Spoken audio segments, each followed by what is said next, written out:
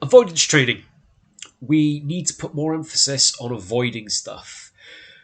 I know I've mentioned it in several videos before, but we tend to only ever look at the juicy, sexy stuff, which is if someone grabs you like this, twist this to get out of it. If someone stood here, hit them there to make them drop.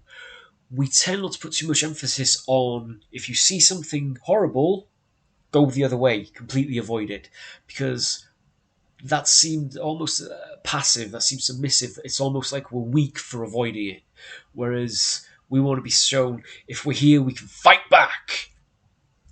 Rather than fighting back, I'd prefer not to be in the fight at all. That's the sense, because again, the person opposite you, you don't know who they are, you don't know what they're capable of.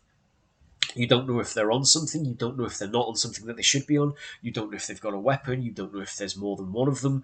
So this idea of, well, if someone comes to me, I do this, we should be training our awareness. So, excuse me. So there's little things we can do, little sort of games almost to train your brain throughout the day.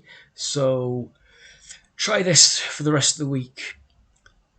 When you go about your day-to-day life, right, fit this in around what you normally do.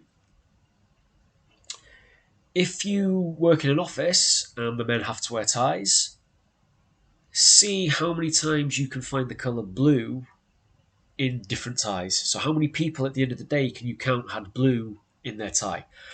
When you're out and about, see how many cars you can count per day that are red or white and tally up the number. This is just a way of getting your brain to focus on something out and about. What you'll find is by the end of the day, certainly by the end of the second day, you will be noticing blue on ties without actively looking for it. You'll be noticing red or white cars without actively looking for them. When we then drill what we're looking for within certain body language of a bad guy, certain body language of somebody's about to launch an attack, our brain will register it without us having to consciously look for it. So if somebody comes towards you and they're stood offside and they've got one hand hidden behind their back or at the side of their leg, that's something we should be noticing straight away anyway. If somebody is stood in front of you and they've got their arms wide, they've got their fingers splayed, yeah, and what? This should be ringing alarm bells that this person is about to launch a physical attack. So arms and fingers splayed, they go out wide to show I'm so much bigger than you. Head starts to peck because they're about to go. Monosyllabic because their brain is shutting down, so it's yeah, and so what? Single syllable words. This person is about to launch an attack. Their body is preparing them to go.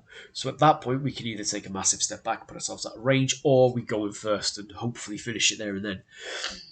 Awareness training. It's little things you can do. There is a Lee Morrison awareness exercise where you basically stand looking straight forward, fingers out, start fluttering them, and you bring your arms to the side and you keep fluttering as it comes to the side. You stop when it goes out of your peripheral vision. So there is, I can see, there I can't. Do this for 30 seconds every day and you'll find that your peripheral vision gets better and better. It's just little things to train your awareness so that people can't take you by surprise. Again, it doesn't look as good on video as someone kicking a bag or someone throwing someone and wrenching an arm, but for self-defense purposes, it is needed. It's as vitally as important to us awareness as is knowing how to throw a hand strike or knowing how to aim for the jawline. So, two little things for you there. The noticing the blue. If you're not in an office, look for blue in people's clothing. But ties is a good one because it's a smaller area that focuses you. So blue in the tie, red or white cars, and the finger fluttering that I have shamelessly stolen from Lee Morrison. Again, any comments or suggestions, anything you do to increase your awareness, pop it in the comment section and share it. There are no secrets here. We're here to share the knowledge.